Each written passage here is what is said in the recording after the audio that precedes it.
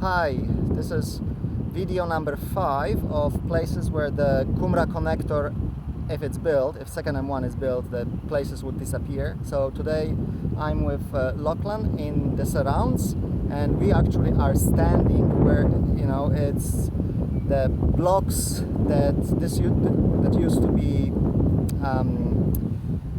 that was supposed to be homes here, but it will be, if it gets built, this will be the motorway. So let me just show you around, and then we'll hand off to Lachlan.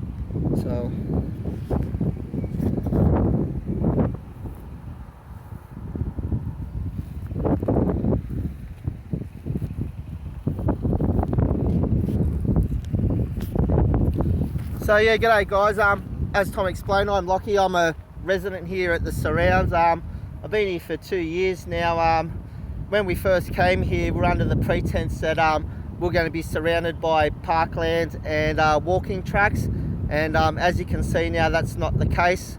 As Tom explained, where we're standing, it was meant to be zoned for some houses, and now this motorway will basically run through Arundel Springs, straight through here, and up north, up towards the sales office, and across our main entry point into Buckler Drive, and across over to the mangroves to the east, and run over Brisbane Road and over into the wetlands across there.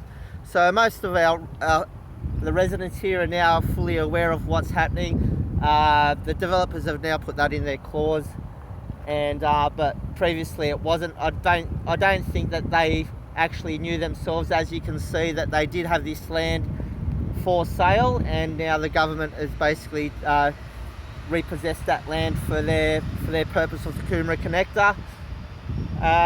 Yeah, so like I said, we're all pretty upset what's going on here. It's just not, for me, it's just not about the residents here. It's about all the residents and people living up along the connector. And not just that, we've got a lot of wildlife along here. Like we've already noticed kangaroos, hares, some bird wildlife here as well. It's been noted as well that there are koalas in these bushlands as well. I haven't seen any here today, but yeah, it's pretty disappointing and deflating. Like we paid a premium price to be on this block, and people's hearts are breaking. They're selling up, and I feel sorry for these residents directly across from us here. They're basically going to be less than 30 to 40 meters away from the sound wall here, and it's just devastating. It must be heartbreaking for them, because we're talking about we're not just talking about dollars and cents, right? We're talking about livability. People, like, do you really want to be living next to like we're going to be surrounded by the connector, the motorway, Brisbane Road. You're talking about, like 3 major roads now. We're meant to be surrounded by this beautiful lush parklands, and we're basically boxed in by all this pollution now.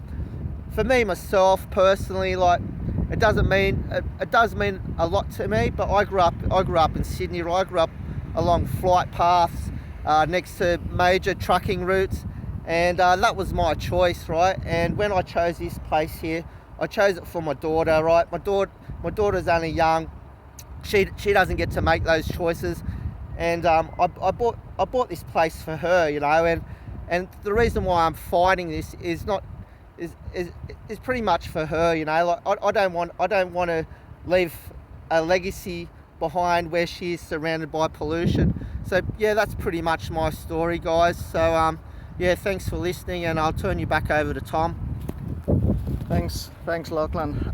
As I was walking here, I mean, you can clearly see that the surrounds, this estate was not, when they were designing it, they didn't know about the second M1.